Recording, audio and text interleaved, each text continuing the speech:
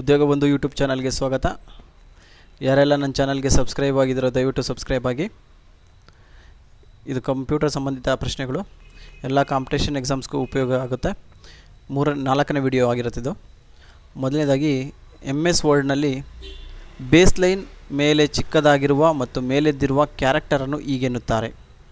ಇಂಗ್ಲೀಷಲ್ಲಿ MS word A character that is raised on small above the baseline is known as. ಉತ್ತರ ಬಂದು super script. Super script ಅಂದರೆ ಏನಪ್ಪ ಆದರೂ ಅಂದರೆ A ಸ್ಕ್ವೇರ್ B ಸ್ಕ್ವೇರ್ ನೋಡಿರ್ತೀರ. A ಮೇಲ್ಗಡೆ ಸ್ಕ್ವೇರ್ ಹಾಕಿರ್ತೀವಲ್ಲ, 2 ಹಾಕಿರ್ತೀವಲ್ಲ, B ಆದಮೇಲೆ 2 ಹಾಕಿರ್ತೀವಲ್ಲ, A ಸ್ಕ್ವೇರ್, ಅದನ್ನು ಸೂಪರ್ ಸ್ಕ್ರಿಪ್ಟ್ ಅಂತ ಕರೀತಾರೆ. ಸೂಪರ್ ಸ್ಕ್ರಿಪ್ಟ್ ಬಟನ್ ಪ್ರೆಸ್ ಮಾಡಿ ನೀವು 2 ಆಗಲಿ ಈ ಥರ ಏನಾದ್ರು ಒಂದು A ಸ್ಕ್ವೇರ್ B ಸ್ಕ್ವೇರ್ ಆ ಥರ ಏನಾದ್ರು ಟೈಪ್ ಮಾಡೋದಕ್ಕೆ ಇದು ಉಪಯುಕ್ತ ಆಗುತ್ತೆ. ಹಾಗೆ ಸಬ್ಸ್ಕ್ರಿಪ್ಟ್ ಅಂತ ಕರೀತಾರೆ. ಸಬ್ಸ್ಕ್ರಿಪ್ಟ್ ಬಂದು ಎಕ್ಸಾಂಪಲ್ H2O, H ಆದಮೇಲೆ ಸ್ಮಾಲ್ ಲೆಟ್ರಲ್ಲಿ ಕೆಳಗಡೆ ಚಿಕ್ಕದಾಗಿ 2 ಅಂತ ಹಾಕ್ತೀವಲ್ಲ, ಅದನ್ನು ಸಬ್ಸ್ಕ್ರಿಪ್ಟ್ ಅಂತ ಕರೀತಾರೆ. ಸೂಪರ್ ಸ್ಕ್ರಿಪ್ಟ್ ಅಂದರೆ ಮೇಲ್ಗಡೆ ಬರೋವಂಥದ್ದು, ಸಬ್ಸ್ಕ್ರಿಪ್ಟ್ ಅಂದರೆ ಕೆಳಗಡೆ ಬರೋವಂಥದ್ದು. H2O ಇದು ಸಬ್ಸ್ಕ್ರಿಪ್ಟು. ಸೂಪರ್ ಸ್ಕ್ರಿಪ್ಟ್ ಅಂದರೆ A square plus B square ಆ ಥರ ಟೈಪ್ ಮಾಡ್ತೀವಲ್ಲ, ಅದಕ್ಕೆ ಉಪಯೋಗಿಸ್ತಾರೆ MS ವರ್ಡಲ್ಲಿ ಮತ್ತು ಎಲ್ಲ ಕಡೆಯೂ. ಇನ್ನು 2ನೇ ಪ್ರಶ್ನೆ, ನಿಮ್ಮ ಮಾಸಿಕ ಮಾರ್ಟಗೇಜ್ ಸಂದಾಯವನ್ನು ಯಾವ ಕಾರ್ಯವು ಲೆಕ್ಕ ಮಾಡುತ್ತದೆ? Which function calculates your monthly mortgage payment? ಉತ್ತರ ಬಂದು PMT ಸಂದಾಯಗಳು. PMT ಸಂದಾಯಗಳು ಅಂದರೆ ಇದು ಇಂಗ್ಲೀಷಲ್ಲಿ ಹೇಳಬೇಕು ಅಂದರೆ one of the financial function calculates the payment for loan based on constant payments and constant interest rate. ಇದು ಇಂಟ್ರೆಸ್ಟ್ ರೇಟು ಮತ್ತು ಫಂಕ್ಷನ್, ಇದು ಫೈನಾನ್ಷಿಯಲ್ ಫಂಕ್ಷನ್. ಇದೊಂದು ಕೀ ಬಂದು ಎಕ್ಸೆಲಲ್ಲಿ ಉಪಯುಕ್ತ ಆಗುತ್ತೆ. ಇದನ್ನು ಪೇಮೆಂಟ್ಗೋಸ್ಕರ ಮತ್ತು ಈ ಫೈನಾನ್ಷಿಯಲ್ದು ಏನಾದ್ರು ಲೆಕ್ಕ ಮಾಡೋದಕ್ಕೋಸ್ಕರ ಲೋನ್ ಬೇಸ್ಡ್ ಏನಾದ್ರು ಇದ್ದರೆ ಅದು ಉಪಯುಕ್ತ, ಈ ಫಾರ್ಮುಲಾ ಉಪಯುಕ್ತ ಆಗುತ್ತೆ. ಅದನ್ನು PMT ಅಂತ ಕರೀತಾರೆ. ಸಂದಾಯಗಳು ಪೇಮೆಂಟ್ಸ್ ಅಂತ ಇಂಗ್ಲೀಷಲ್ಲಿ ಕರೀತಾರೆ. ಇನ್ನು 3ನೇ ಪ್ರಶ್ನೆ, ಒಂದು ಕೋಷ್ಟಕದ ಕೇವಲ ನಿರ್ದಿಷ್ಟ ಕಾಲಮ್ಗಳ ಬಗ್ಗೆ ಮಾತ್ರ ನಾವು ಆಸಕ್ತಿ ಹೊಂದಿದಾಗ ಈ ಮುಂದಿನ ಯಾವ ಕ್ರಿಯೆಯನ್ನು ಬಳಸಲಾಗುತ್ತದೆ? Which of the following operation is used if you are interested in only certain column of a table? ಇದಕ್ಕೆ ಇಂಗ್ಲೀಷಲ್ಲಿ ಏನಂತ ಕರೀತಾರೆ ಅಂದರೆ create forecast worksheet box. Pick either line chart or a column chart for the visual representation of the forecast. ಇದನ್ನು line chart ಅಂದರೆ ಮಾಮೂಲಿ art beet ಎಲ್ಲ ಬರುತ್ತೆ ನೋಡಿ, ಆ ಥರ ಲೈನ್ಸ್ ಬರುತ್ತೆ ಗೊತ್ತಾ, ಆ ಲೈನ್ಸು ಮತ್ತು ಚಾರ್ಟು, ಲೈನ್ ಚಾರ್ಟ್ಗಳು ಮತ್ತು ಚಾರ್ಟ್ಗಳೆಲ್ಲ ಬರುತ್ತೆ. ಈಗ 2018 ಒಂಥರ, ಈಗ ಬಿಸ್ನೆಸ್ಗಳಲ್ಲಿ ಉಪಯೋಗಿಸ್ತಾರೆ 18, 19, 16 ಅದರಲ್ಲಿ ಹೇಗೆ ನಮ್ಮದು ಟರ್ನ್ ಓವರ್ ಆಗಿದೆ ಅದನ್ನು ರೆಕಾರ್ಡ್ಸ್ ಮೇಂಟೈನ್ ಮಾಡಬೇಕಾದ್ರೆ ಅದನ್ನು ಎಕ್ಸೆಲಲ್ಲಿ ಮಾಡೋದಕ್ಕೆ ಪ್ರೊಜೆಕ್ಷನ್ ಅಂತ ಕರೀತಾರೆ. ಅದನ್ನು ಅಲ್ಲಿ ಇದು ಉಪಯುಕ್ತ ಆಗುತ್ತೆ. ಪ್ರತಿಯೊಂದು ಪರದೆ ಬಿಂದುವನ್ನು ಸ್ಕ್ರೀನ್ ಪಾಯಿಂಟ್ ಎಂದು ಸೂಚಿಸಲಾಗುತ್ತೆ. Each screen point is referred to as. ಉತ್ತರ ಬಂದು ಪಿಕ್ಸಲ್. ಪಿಕ್ಸಲ್ ಅಂದರೆ ಇಂಗ್ಲೀಷಲ್ಲಿ ಹೇಳಬೇಕು ಅಂದರೆ pixel is one of the small dot or squares that make up an image on a computer screen. ಇದಕ್ಕೆ ಉತ್ತರ ಪಿಕ್ಸಲ್ ಆಗಿದೆ. ಪಿಕ್ಸೆಲ್ ಅನ್ನೋದು ಒಂದು ಡಾಟ್. ನಿಮ್ಮ ಇಮೇಜ್ ಏನಂತೀವಿ, ನಿಮ್ಮ ಫೋಟೋ ಗೀಟೋ ಎಲ್ಲ ಹೇಗೆ ನಾವು ನೋಡ್ತೀವಲ್ಲೋ ಆ ಫೋಟೋಗಳು ಆ ಡಾಟ್ ಮುಖಾಂತರನೇ, ಪಿಕ್ಸೆಲ್ ಮುಖಾಂತರನೇ ಒಂದು ಫೋಟೋ ಆಗಿರೋದು, ಪಿಕ್ಸೆಲ್ ಮುಖಾಂತರನೇ ಒಂದು ಇಮೇಜ್ ಆಗಿರೋದು, ಒಂದು ಏನಾದರೂ ಆಗಿರೋದು. ಅದಕ್ಕೆ ಪಿಕ್ಸೆಲ್ ಉಪಯುಕ್ತ. ಪಿಕ್ಸೆಲ್ ಇದ್ರೇ ನಿಮ್ಮ ಇಮೇಜ್ ಅಂದ್ಕೊಳ್ಳಿ. ಇದೇ ಆನ್ಸರ್, ಪಿಕ್ಸೆಲ್.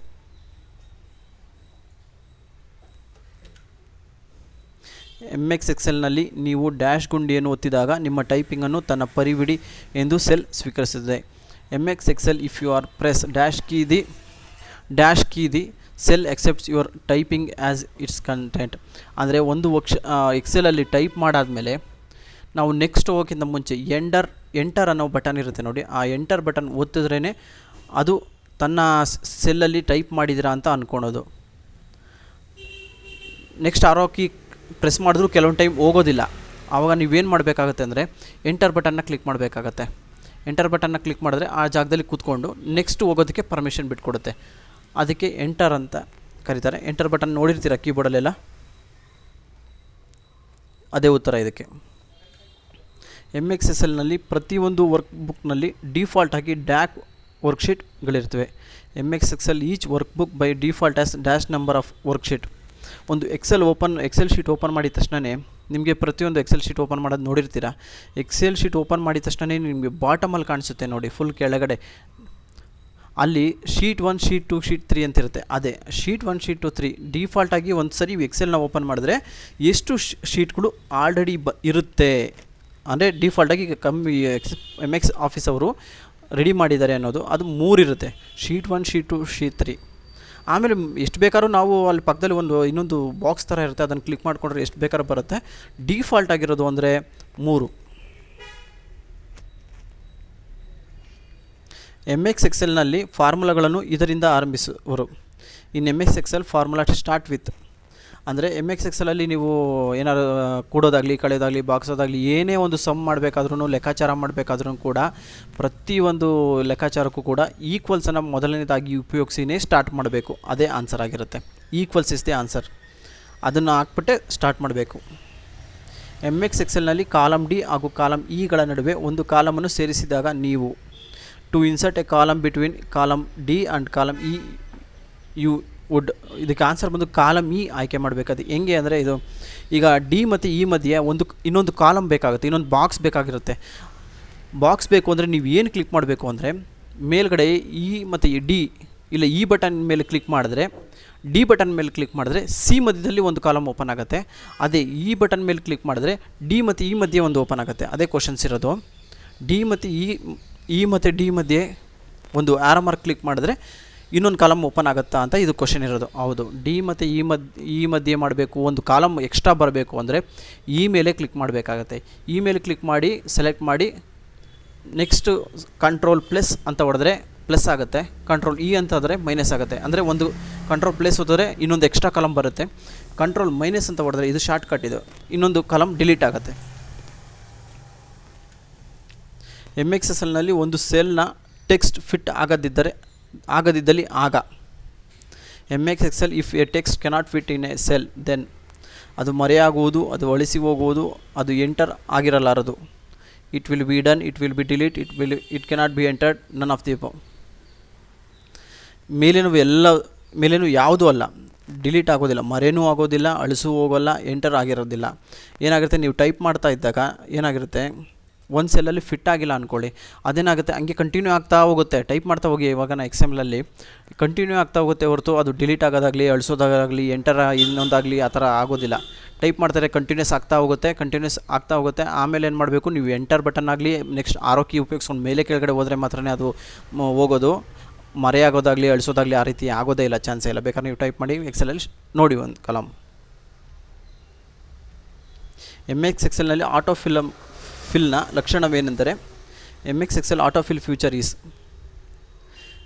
ದತ್ತಾಂಶದ ಸೀಕ್ವೆನ್ಸ್ ಸೀರಂಜನ್ನು ವಿಸ್ತಾರಗೊಳಿಸುವುದು, ಸೆಲ್ಸ್ ರೇಂಜ್ನ ವ್ಯಾಲ್ಯೂಗಳನ್ನು ಯಾಂತ್ರಿಕವಾಗಿ ಕೂಡಿಸ್ತಾ ಹೋಗೋದು, ಆಯ್ಕೆ ಮಾಡಿದ ಸೆಲ್ ಸುತ್ತಲೂ ಬಾರ್ಡರ್ನ ಅಪ್ಲೈ ಮಾಡುವುದು. ಮೇಲಿನವು ಯಾವುದೂ ಅಲ್ಲ. ಹೌದು, ಮೇಲಿನದು ಯಾವುದೂ ಇಲ್ಲ.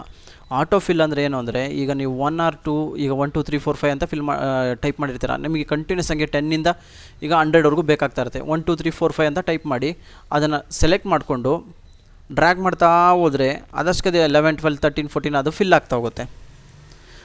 ಇಲ್ಲಿ ಮೂರನೇದೇನು ಹೇಳಿದರೆ ಬಾರ್ಡ್ರ್ ಎಲ್ಲ ಬರೋದಿಲ್ಲ ಸೆಲೆಕ್ಟ್ ಮಾಡೋದ್ರಿಂದ ಆಟೋ ಫಿಲ್ಲಿಂದ, ಮತ್ತು ವ್ಯಾಲ್ಯೂ ಎಲ್ಲ ಬರೋದಿಲ್ಲ, ಮತ್ತು ಸೀಕ್ವೆನ್ಸ್ ಸೀರಿಯಲ್ ಡಾಟಾ ಅದೆಲ್ಲ ಏನು ಬರೋದಿಲ್ಲ. ಮೇಲಿನವು ಯಾವುದೂ ಅಲ್ಲ, ಇದು ಯಾವುದೂ ಆಗೋದಿಲ್ಲ, ವಿಸ್ತಾರಗೊಳ್ಳೋದು ಆ ಥರ ಏನು ನಡೆಯೋದಿಲ್ಲ. ಆಟೋಮೆಟಿಕ್ಕಾಗಿ ಫಿಲ್ ಆಗ್ತಾ ಹೋಗುತ್ತೆ. ಈಗ ABCD ಅಂತ ಟೈಪ್ ಮಾಡಿರ್ತೀರ, ನಮಗೆ ಝೆಡ್ವರೆಗೂ ಬೇಕಾಗಿರುತ್ತೆ. ABCD ಸೆಲೆಕ್ಟ್ ಮಾಡಿಕೊಂಡು ಆರೋ ಒಂದು ಲೈನ್ ಸಿಗುತ್ತೆ.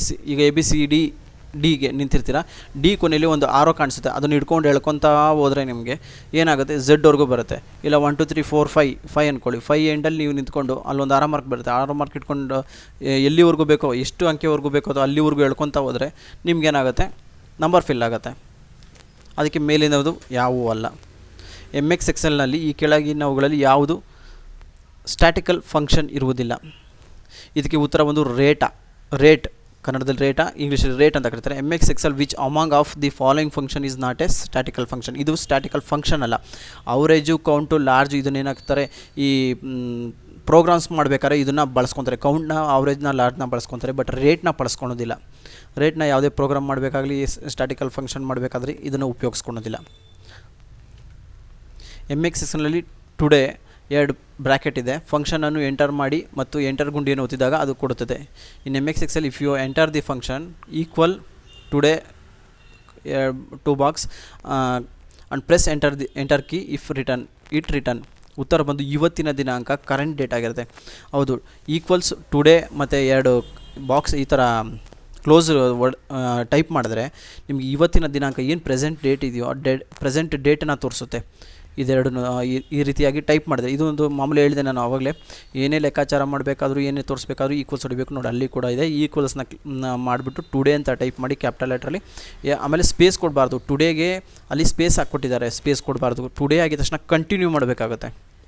ಈಕ್ವಲ್ಸ್ ಆಗಿದ ತಕ್ಷಣ ಕಂಟಿನ್ಯೂ ಮಾಡಬೇಕು. ಟುಡೇ ಆಗಿದ ತಕ್ಷಣ ಕಂಟಿನ್ಯೂ ಮಾಡಿ 2 ಬಾಕ್ಸ್ ಹಾಕಿದ್ರೆ ನಿಮಗೇನಾಗುತ್ತೆ, ನಿಮ್ಮ ಉತ್ತರ ಇವತ್ತಿನ ದಿನಾಂಕ ಏನಿದೆಯೋ ಅದು ಬರುತ್ತೆ. ನಿರ್ದಿಷ್ಟ ಅವಧಿಯಲ್ಲಿ ಕಳಿಸಬಹುದಾದ ದತ್ತ ಪ್ರಮಾಣವನ್ನು ಡ್ಯಾಶ್ ಎಂದು ಕರೆಯುತ್ತಾರೆ. Amount of data that can be transmitted in a given period of time is called. ಉತ್ತರ ಬಂದು ದತ್ತಗಾತ್ರ. ಅದು ದತ್ತಗಾತ್ರ. ಒಂದು ಸೆಕೆಂಡ್.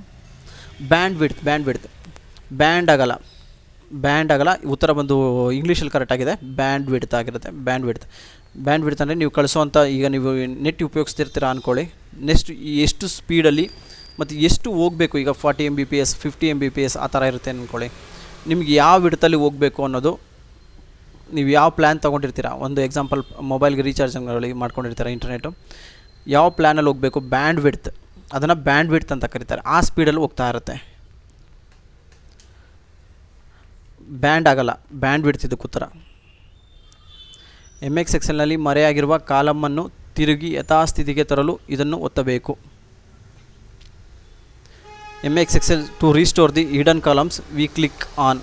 ಆಪ್ಷನ್ ಬಂದು ಸೆಲೆಕ್ಟ್ ಆಪ್ಷನ್ ಇದಕ್ಕೆ ಉತ್ತರ.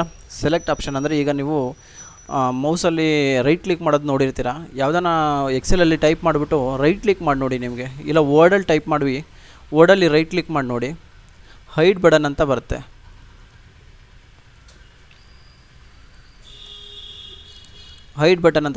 ಅನ್ಹೈಡ್ ಅಂತ ಬರುತ್ತೆ. ಅದನ್ನು ಸೆಲೆಕ್ಟ್ ಮಾಡಿದ್ರೆ ಮಾತ್ರ ನಿಮಗೆ ಹೈಡ್ ಆಗಲಿ ಅನ್ಹೈಡ್ ಆಗಲಿ ಆಗೋದು. ಸುಮ್ಮನೆ ಹೈಡ್ ಅಂದರೆ ಅನ್ಹೈಡ್ ಆಗೋದಿಲ್ಲ. ಅದಕ್ಕೆ ಸೆಲೆಕ್ಟ್ ಆಪ್ಷನ್ ಮಾಡಿದ್ರೆ ಮಾತ್ರ ಹೈಡ್ ಆಗಲಿ ಅನ್ಹೈಡ್ ಆಗಲಿ ಆಪ್ಷನ್ ಇರೋದು ಅಂತ ತೋರಿಸ್ಕೊಟ್ಟಿದ್ದಾರೆ. ಇದಕ್ಕೆ ಉತ್ತರ. ಇನ್ನು format option, delete option, insert option ಎಲ್ಲ ವರ್ಕ್ ಆಗೋದಿಲ್ಲ ಇದಕ್ಕೆ. Thank you. ಯಾರೆಲ್ಲ ನನ್ನ ಚಾನಲ್ಗೆ ಸಬ್ಸ್ಕ್ರೈಬ್ ಆಗಿಲ್ಲ ದಯವಿಟ್ಟು ಸಬ್ಸ್ಕ್ರೈಬ್ ಆಗಿ. ಇದು ವಿಡಿಯೋ ನಂಬರ್ 4. Thank you.